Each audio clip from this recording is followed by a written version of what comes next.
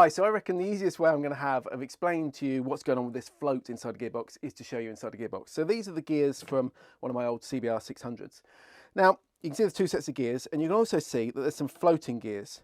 Now, this is because you have one set of gears. If we separate them out, you can see this pair of gears are locked onto the splines of this shaft. These gears are free. Now, in the same way, you have some gears that are free and some gears that aren't on the other one. And as you move the gears around, I'm not going to try and explain all that in this one, I just want to show you the float. But as those gears move around, it allows you to engage different cogs to drive to give you different ratios. Now anyway, I'm going to brush over that. Let's look at these dogs. So if we take this one out of the equation and just look at this gear. So here we can see it spinning. Now let's say, for argument's sake, this won't necessarily be the right way around, but let's say for argument's sake, the engine is driving the rear wheel. And let's say it's pushing on it, okay? So we're turning, it's turning these gears, okay? When we roll off the power, there will come a point where the wheel is moving faster than the engine. So it's still turning in the same direction, but then the wheel is starting to do the turning.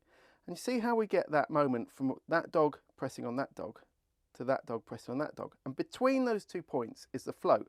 So this is very simplified, but as you roll off the throttle, you get that point where it goes from that drive here, turning it, to not driving, the momentum of the wheel, the momentum of the motorbike, giving you that point before it catches up. And it's that point between the two is the float where you want to be changing gear. So if I'm pressing hard on here and I try and do a gear change, see how it snaps around, and you're going to round off the edges of these dogs. Equally the other way, it will go. And also, if that's turning, and you try and ram it in, it's going to go in, but it's going to snap in. So if you can hit it at that float point, obviously there's no force there. And it's getting that float point either through bringing the clutch in to slow the engine down, rolling off the throttle, or using a quick shifter to cut the ignition, which if you're just slowing down the engine again, to get to that float. And where a quick shifter comes in is where you get that very precise moment where it goes cut, change, back on.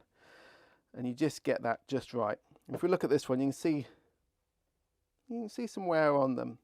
See a bit of wear on the corners. But obviously racing, that would be pushed a lot harder. So I hope that's helped a little bit and not made it even more confusing.